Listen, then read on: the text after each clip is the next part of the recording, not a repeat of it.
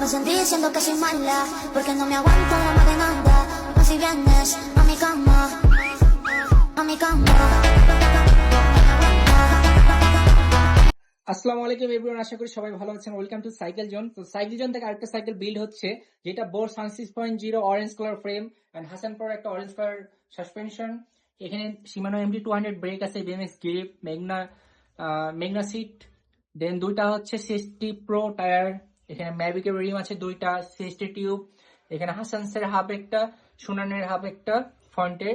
আর তার সাথে হচ্ছে আপনার ডেরা ব্যবহার করেছি আলটাসের।